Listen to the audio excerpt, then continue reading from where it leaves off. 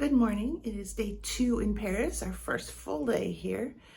So our program changes a little bit here. When we were in London, Kevin and I had organized and led the whole thing ourselves. But here in Paris, we have an organization that our school uses for a lot of our study abroad programs who will be guiding us here. We have a guide with us all of the time. She's staying in our same hotel, and she has organized, and her colleagues have organized all of the activities that we are doing here. That will include a number of classroom sessions, so that's a little different. There's a business law school that we will be going to and learning primarily about the legal system and in France and French law in general. So we're doing that today for the first time. We'll be having breakfast there and a meet and greet sort of opportunity when we arrive. So that's the morning is the classroom session, and then we have lunch, and then in the afternoon we are going to visit the UNESCO Headquarters, and those will be our activities for the day. Also, it is quite cold here. So the highs when we were in London were generally in the high 40s, low 50s. The highs here are going to be in the 30s most of the time. Today and tomorrow, the coldest right around freezing, and then warming up to the high 30s by the end of the week. So everybody hopefully will be all bundled up to go today, and hopefully we'll still have a great day.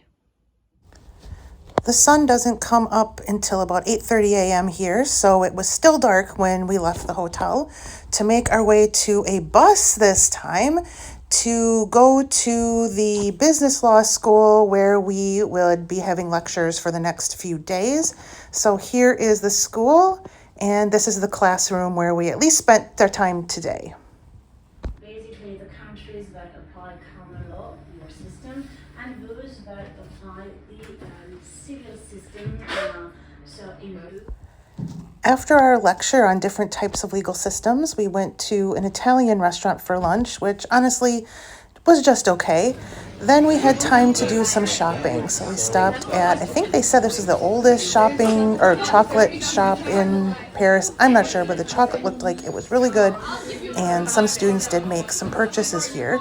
We then continued through some galleries where we did some window shopping, some souvenir shopping, and that kind of thing.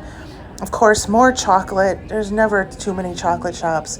And one of our students, Emmy, got some chocolate to eat, which she said was really good.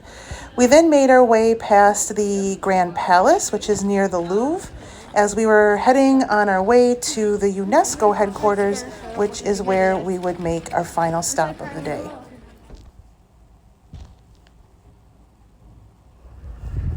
After a few more minutes of walking in the cold weather, we arrived at the UNESCO headquarters. We got our visitor badges and started our tour of the headquarters, beginning with this assembly room where they meet every other year to vote on issues for the organization. Built by great special agency from the United Nations dealing with education, science, and culture. And when we talk about culture, we talk about the world heritage, to preserve the world heritage all over the world.